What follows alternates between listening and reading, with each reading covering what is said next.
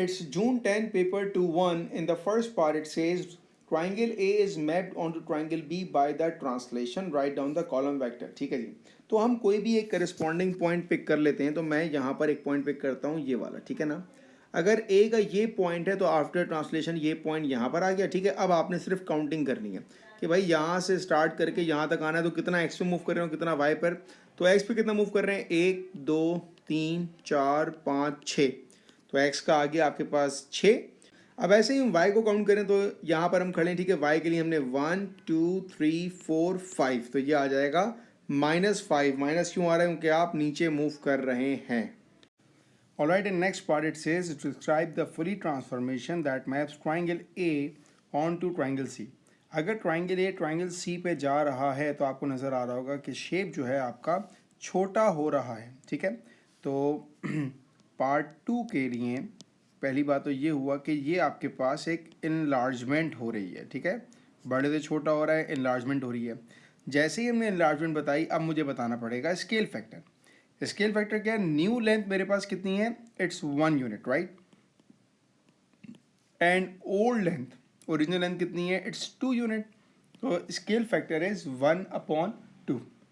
इसके बाद हमें चाहिए सेंटर ऑफ इनलार्जमेंट. ठीक है. सेंटर ऑफ इनलार्जमेंट के लिए क्या करते हैं, हम करस्पॉन्डिंग पॉइंट्स को मिला के एक्सटेंड करते हैं.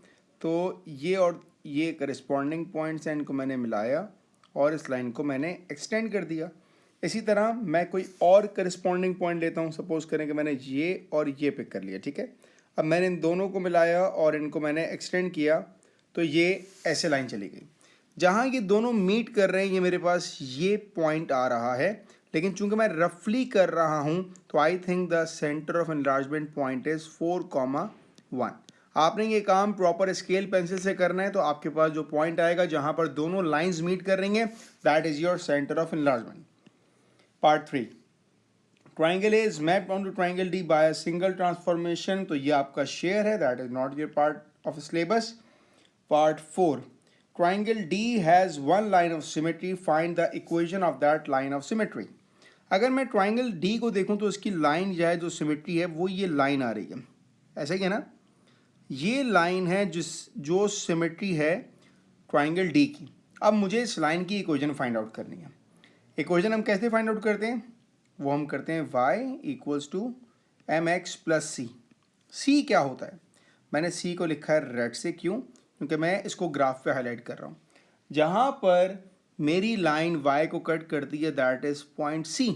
तो C की वैल्यू मेरे पास आ चुकी है 1. अब हमें चाहिए ग्रेडियंट. ग्रेडियंट के लिए मुझे कोई भी 2 पॉइंट चाहिए. तो एक पॉइंट मैंने ले लिया 0,1, that is this red point. और एक पॉइंट मैं ले लेता हूँ -1,0.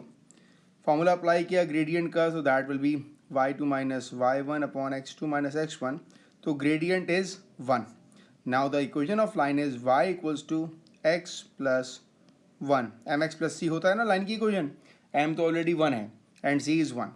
So that is your answer of equation of line. Part B. K is the point PQ. The transformation U is represented by the matrix 0 - 1 - 1 0.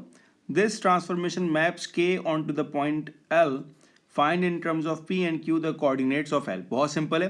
आपके पास मैट्रिक्स को पता है.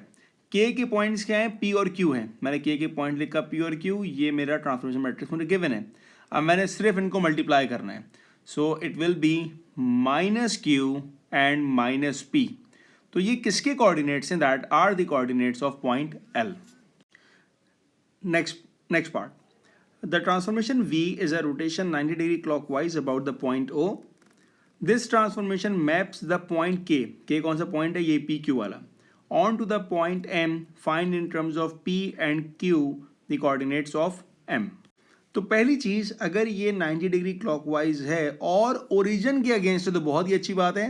हमको मालूम है कि x y स्वैप हो जाता है y - x में. तो अगर P K के कोऑर्डिनेट्स हैं P एंड Q, तो P और Q क्या हो जाएंगे, ये हो जाएंगे Q और -P. So that are the coordinates of M. Last part, the point L is mapped onto the point M by the single transformation W.